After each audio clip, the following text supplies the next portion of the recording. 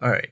Hi, everybody. My name is Chris. I am addict alcoholic, and I actually just hit my 2 year sobriety mark as of today, February 10th. I spent 8 days on an adult mental health unit and 26 days in rehab. I am doing this one because I kind of want to talk about sobriety, like on my end, and like what it's looked like.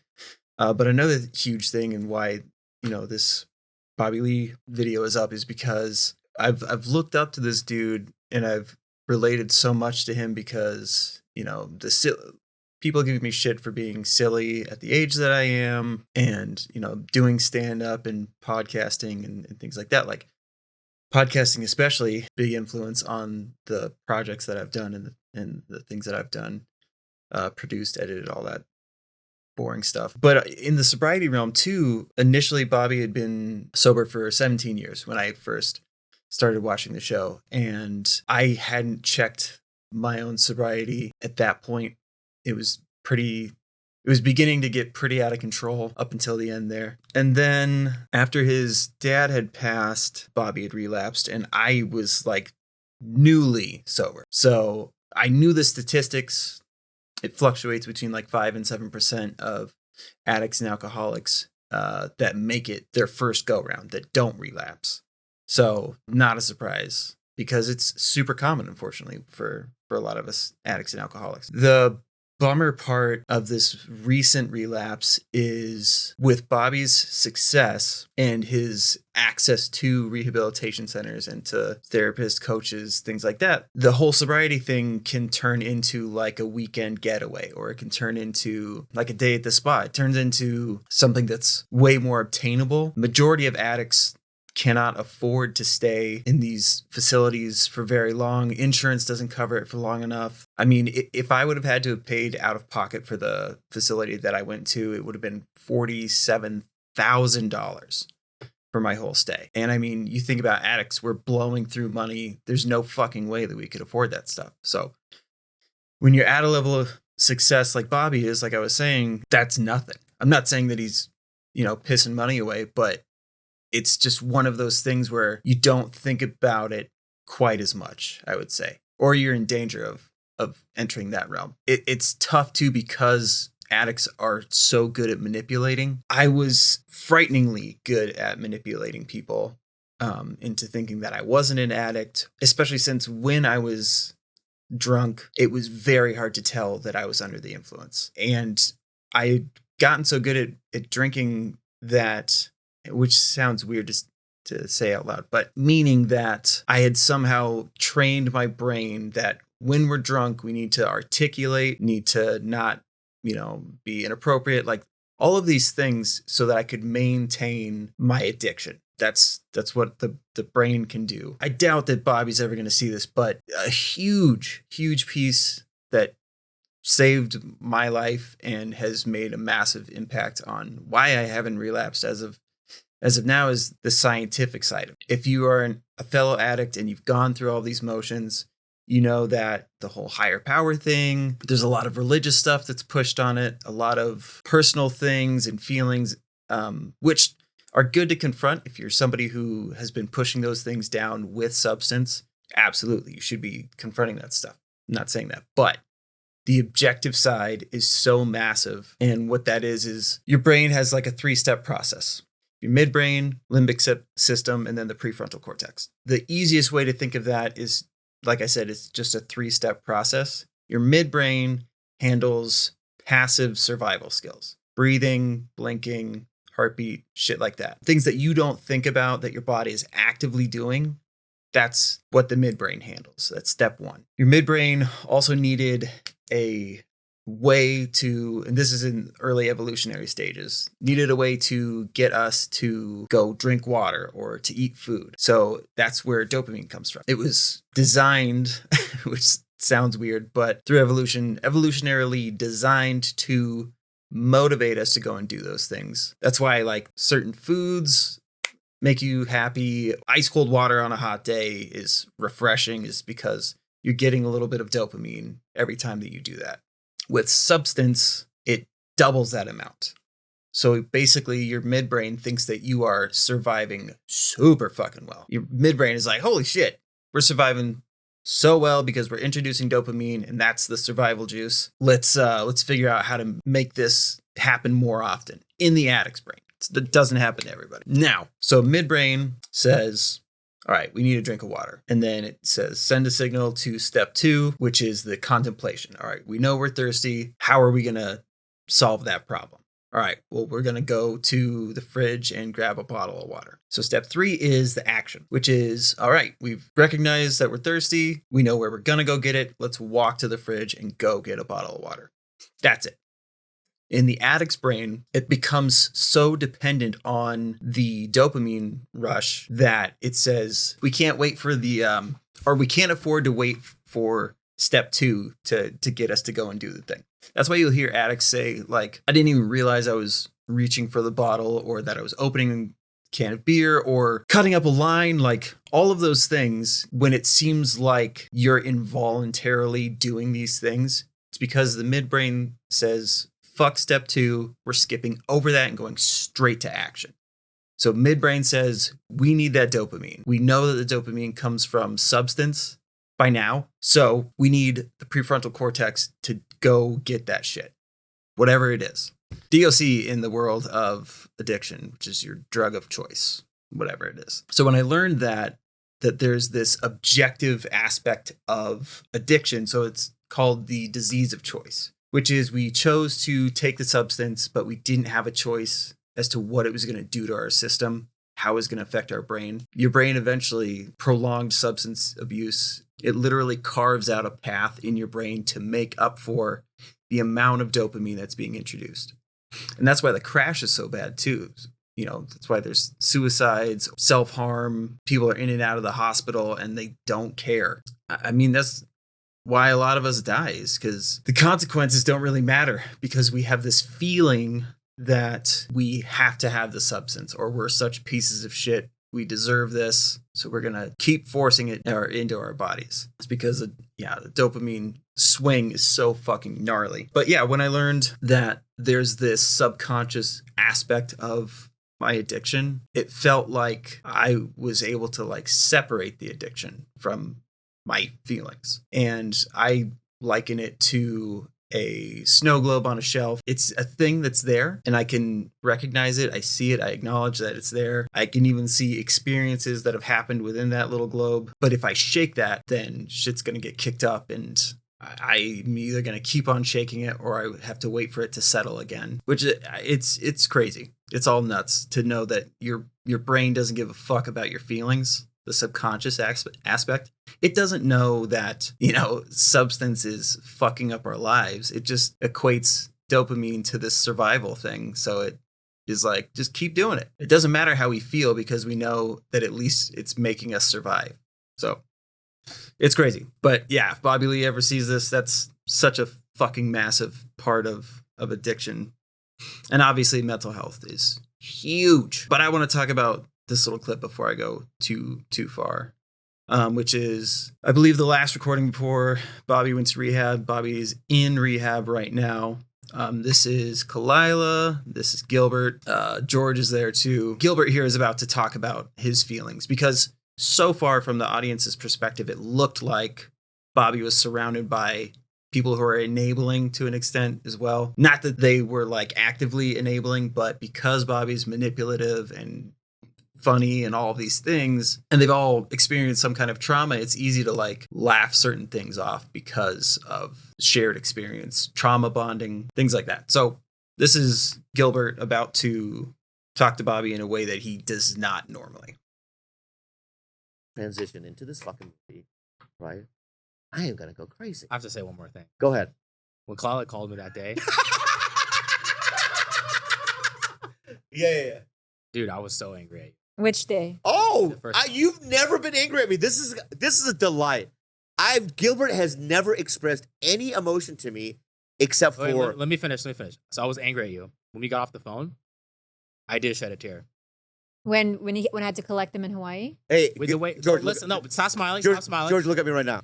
Okay, so the way that he's acting, obviously very uncomfortable, but he also wants to maintain control, which is another thing with addicts. Fuck, man. When, like, initially when you're dealing with your addiction and you're having to talk with your family or the people that are closest to you, it's so hard to just take it and to just let them say what they need to say. So, super common for people to act like this. I mean, I know it seems like it's part of the show if you watch Tiger Belly, but it really is. This is another part of addiction. Okay. No, that's fine. That's fine. Because I remember she called me. Yeah. Because she was crying and she was fucking pissed. And then, no, because we had just talked about you self-sabotaging your career. We have so many talks about how great you're doing. See, I'm feeling it already again because I was so angry Look at the man. that you fuck over what you're so. After everything Steven and David Cho were saying, and I was like, fuck, this guy's a legend, living legend. And George, he's having panic attacks because he's like, how do I keep this guy that I love from not killing himself? Mhm. So I remember being like fucking punching my wheel, like, why are you doing this? Not to us, to you. That's it. I Look, have one word to go ahead, say. make your joke. I'm not Make making your a joke. I'm just saying, I never. I'm not making a joke. I literally heard you right now, and I've never seen you like this. It hurts me. You know what he said to me? He's like, But- I'm going to beat his ass. Okay. Gilbert literally said, I am going to physically beat him. Okay. And I I'm don't going feel to like that shake him anymore. back into reality. You don't feel that way right now, right? No, but I mean, especially after we just talked right now, like I feel like through this time I've had a better understanding of where you're at. Yeah, understand it. But in that moment, dude, Yeah. I was like, I don't want to work for this guy. Oh, really? To that?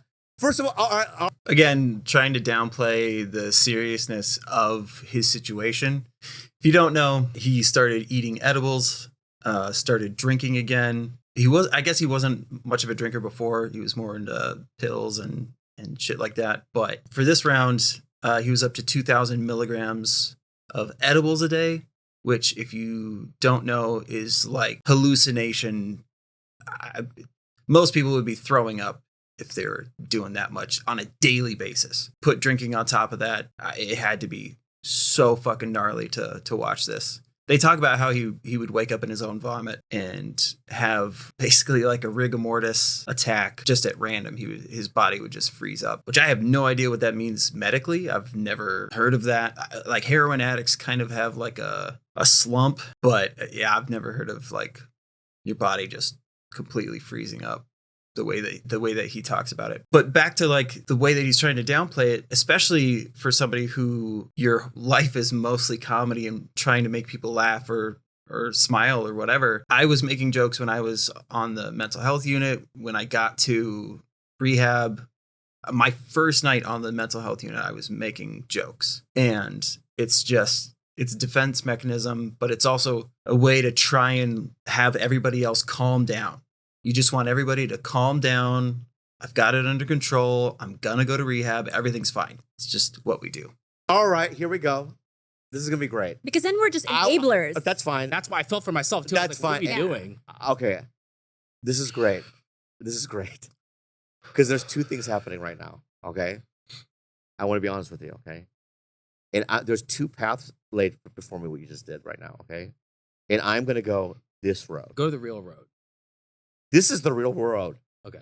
This road, Is that like you don't like this road. is that old Bobby Road? No. This is new, old, ever between. Present, future. Future, present, right? There's two instincts that I had just now, right? And I believe, right, that there's parts of me that are in denial, and there's parts of me that want to lash out at people, right?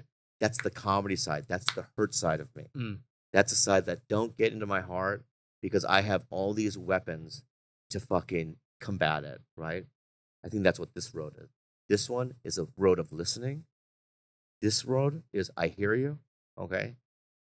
Because the word that the word that first came up was, guess what word? Interesting. Oh, and here's my response to that. Okay. I feel like that's where I have the downfall is I don't know how to in the past compete with the Mhm. interesting Mhm. harm because So back to that whole manipulation thing. It's not that I don't think Bobby wants to be shitty to these people that are, some of the closest people that he has in his life, especially his girlfriend Kalila, but it's keeping people at an arm's distance so that you can continue to be an addict. Again, that's that midbrain saying, we don't care about your feelings. So whatever we need to do to get that dopamine rush, we are going to interpret whatever it needs to be. So however we would word it to get to this point, the midbrain just says, figure it out. So first thing that comes to mind, your fight or flight, there's all of these instincts that kick in and adapt to whatever the common time is. So the survival part of your brain adapts to the times and will verbalize however it needs to be able to get past that uncomfortable point that would prevent you from introducing the substance. Just fucking crazy. It's wild. Don't know how to communicate. Like, fuck, man, this is serious. But you're so good at the interesting, and what comes after that, it's like, fuck, he's good at it. I don't know how to. Yeah, I'm manipulative.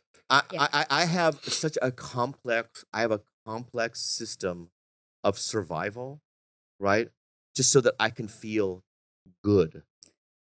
My whole objective in life, I believe, is so that I could just feel normal. Yeah, he doesn't know how to self-soothe in a regular way. So if that self-soothing involves lashing out, manipulating, full-blown like just addict behavior, he's gonna do it. Even it doesn't matter what the cost is to friendships or you or to us. So, I mean, we should talk about the movie now.